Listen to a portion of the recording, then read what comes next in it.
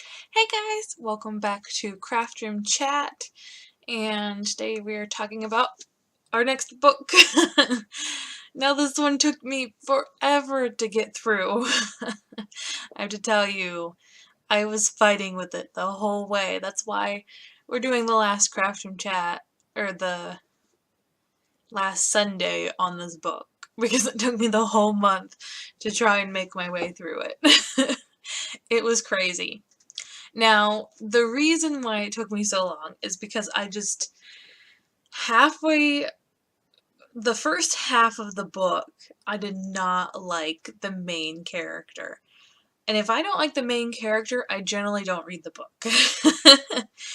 Now, it was surprising because about halfway through, the main character starts to kind of ease up a little bit, and that works out a lot nicer.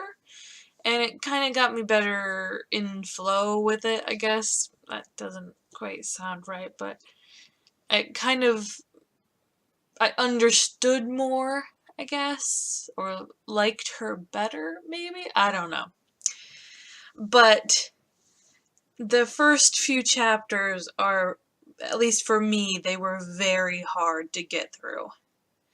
And also the writing is very strange. Um, I'm It was kind of predictable, but more so it was, I don't know, she focused on main points too much. So there wasn't really a mystery, I think, because it's supposed to be a mystery. This is a Crafty killing, a Victoria Square mystery is what it was. And, I mean, it was kind of a mystery. It took me about probably halfway through the book. I had a few suspicions, but I'm very good at deciding who's a red herring. I think it might just be because I've read and watched so many mysteries that I'm like, I know what they're doing there. They're trying to make you not think about what you actually think is going on. And what got me is the title. Because I was like, well, that can't be that person because it's a crafty killing. So, I don't want to spoil too much, just in case you do want to read it, but basically, there's a woman who, well, she had a husband who was an artist. The artist had a booth at an artist's alley, or artisan's alley. He ended up giving some money to invest into the artisan's alley, and she did not like that because she wanted to spend that money on their own business, opening up their own business. So they got in a fight, got separated. He lived in the artisan's alley, and he ended up dying from a car accident, which, oh my gosh, so many car accidents in this book. I can't believe that all these people who are connected all have someone who died in a car accident. I don't know. I understand that car accidents are very common, but my word. You don't have to write about it with every character. I'm trying to not spoil, so I'm gonna skip that thought. And so basically, he dies, and the business partner who actually owns the Artisan's Alley, he ends up dying. Not from a car accident. But, which is where the mystery comes in, he's murdered. And she has to take over the Artisan's Alley. And she has an issue with this because she has a full-time job working for a jerk I don't know. The first chapter, I was like, oh my gosh, she doesn't deserve this. I know that sounds so wrong, but it was crazy. Okay, guys, if you read this, you're gonna be like the first chapter. You're gonna be like, especially because for some reason half of the people in this book do not like crafters because they think that artisans are not crafters. What are they? I think they say crafters are crap or something like that. Like, they keep saying the same phrase over and over, and then, like, there was one moment where I was like, boom! You know, like, crafters drop the mic. It was great. Basically, one of the crafters sold, she sold out. And none of the artists have sold, like, hardly anything. And the crafter sold out, and I was like, drop the mic!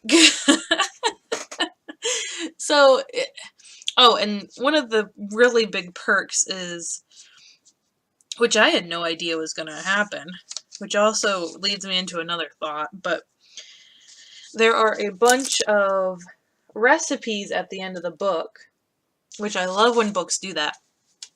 I had no idea that this one had it, because, I don't know, I don't think mysteries generally have them, I don't know. But the main character is a baker, which you don't find out until, like, 2/3 into the book, and it just kind of seemed like it was thrown in there, just to add a little extra touch, I guess, I don't know. It seemed weird, because I'm used to my characters being developed, or not really developed, I'm used to being introduced to my character right away in the first or second chapter, and I know what they do. Like, her hobby was baking. Shouldn't we know that within, the second chapter? So, I don't know. It was a very strange layout. I'm not quite used to, but then again, I have been reading non-fiction lately, so I might just not be in the groove of fiction. I don't know, guys. But this one was a crazy one. I think I wouldn't really recommend it, except for maybe the drop the mic thing. I think that was like, wow, like, everyone should read that section.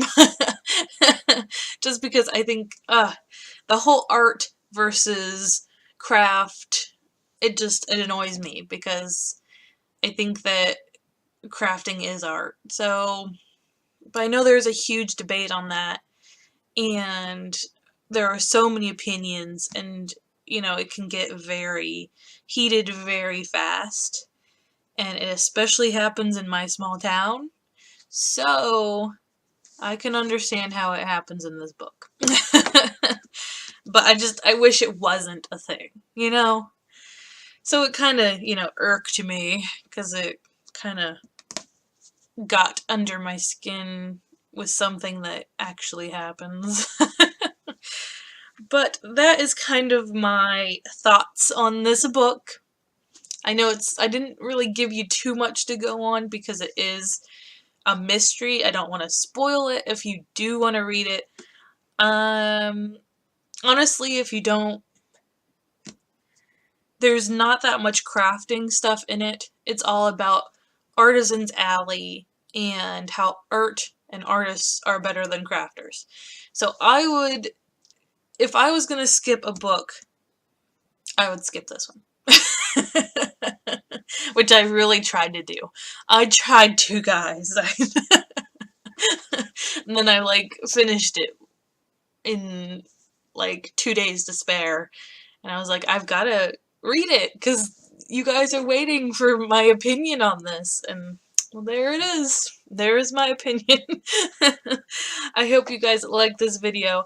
I hope you're having a crazy day. Good crazy, not bad crazy. And I will see you in the next video. Bye, guys.